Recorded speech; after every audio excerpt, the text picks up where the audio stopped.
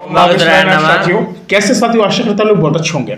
साथियों फिलहाल आपने देखा होगा कि ई श्रम कार्ड बनवाने के लिए कुछ फायदे और कुछ नुकसान भी सरकार देती है। हाँ भाई, जो नुकसान है वो आप लोग जब दुरुपयोग करते हैं तब उससे नुकसान होता है और सरकार आपको फायदे देती है। तो आपने देखा होगा कि फिलहाल ई श्रम कार्ड है आपका कि भारत सरकार द्वारा असंगठित क्षेत्र के कामगारों के लिए शुरुआत की गई एक योजना है। कभी भारत सरकार अगर मान के चलो कोई ऐसी, भगवान करे वो दिन नहीं आए, कोई अगर ऐसी मुसीबत आती है तो सरकार क्या कहती है, उन ई श्रम कार्ड में वो पैसे भी डालती है।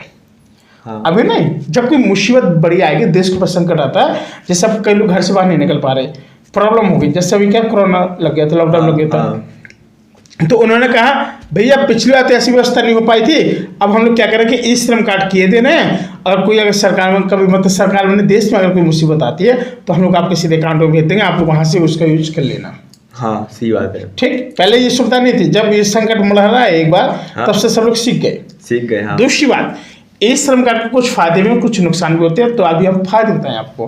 हाँ। ठीक है भाई, आर्थिक सुरक्षा कह सकते हैं कि ई श्रम कार्ड को भारतीय भविष्य में क्या कि सुरक्षा योजनाओं का लाभ मिलेगा, जैसे आपको जैसे पेंशन हो गया, बीमा हो गए हैं आप लोगों के, और भी आपके स्वास्थ्य सेवाएं हो गई, जैसे हॉस्पिटल की सारी सुविधाएं होती हैं, ये सारी चीज़ होती हैं।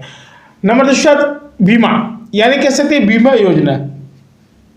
इसमें क्या कि जिसके भी ई श्रम कार्ड के तहत पंजीकृत कामगारों को क्या होगा कि 2 लाख रुपए तक की दुर्घटना बीमा मिलता है इसमें। हाँ मिलता है। ठीक है, ये सारी चीज होती है। अब एक होता है जो जैसे सरकारी योजनाओं का लाभ, भाई साहब विभिन्न क्षेत्रों में आपने देखा होगा कि विभिन्न क्षेत्रों में क्या होता है कि आजकल जो सरकारी योजना होती है ना, तो भाई इस पर क्या होता है कि सरकार उनके सीधे हाथ में पैसे नहीं देती है, हाथ में नहीं देती है, वो आपको डायरेक्ट आपके बैंक में भेजती है। हाँ भेजती है।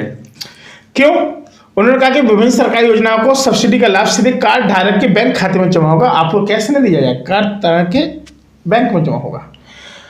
जो डेटाबेस में पंजीकृत डेटाबेस वो होता है जहाँ पे आपका नाम लिखा है, पिताजी का नाम लिखा है, आपका आधार कार्ड लिखा है, आपका मोबाइल नंबर है, आपका बैंक पासबुक लगा है, इसको बोलते हैं डेटा।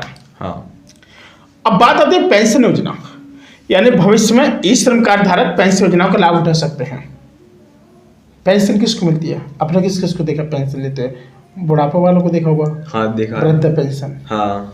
Handicap pension. हाँ ऐसे होते बहुत सारे होते हैं। हाँ पेंशन होती है ना। हाँ। तो ये क्या कि सरकार क्या चाहती है कि प्रत्येक व्यक्ति को इसका लाभ मिल सके। अब मान के चलो कोई अनाथ है,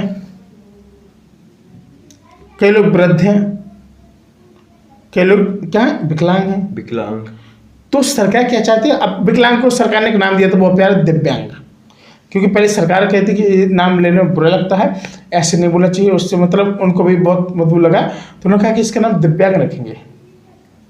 दिव्यांग, मोदी जी ने वो कहा था कि दिव्यांग रखा जाए, थोड़ा नाम लेने में थोड़ा सही लगेगा। हाँ। और नहीं तो फिर उस शरीर से थोड़ा अलग ही हो जाता है, तो इस वजह से उन्होंने क्या किया कि मतलब सरकार ने सारे नाम को चेंजेस किया था। हाँ। अब भाई क्या होता है कि स्वास्थ्य सेवाएं क्या होती है, जैसे स्वास्थ्य सेवा में क्या क्या होता है, जैसे कई सारे हॉस्पिटल हो गए हैं, उन्हें ई श्रम कार्ड से जोड़ा जाता है। आप कार्ड लेके जाएंगे तो क्या होगा, आपका वहाँ पे इलाज होना शुरू हो जाएगा। क्या होगा? हाँ, शुरू हो जाएगा, इलाज होगा। हाँ, आपका इलाज होना शुरू हो जाएगा बिना पैसों के। बिना पैसों के। अब भाई जब ये सारी चीज होंगी तो जैसे कोई काम है उनको भी एक कार्ड खोजने में मदद है, नौकरियां या कोई कुछ होता तो सरकार जो भी चीज़ लाएगी पहले, तो पहले इन लोगों को होगा। अब नुकसान क्या है?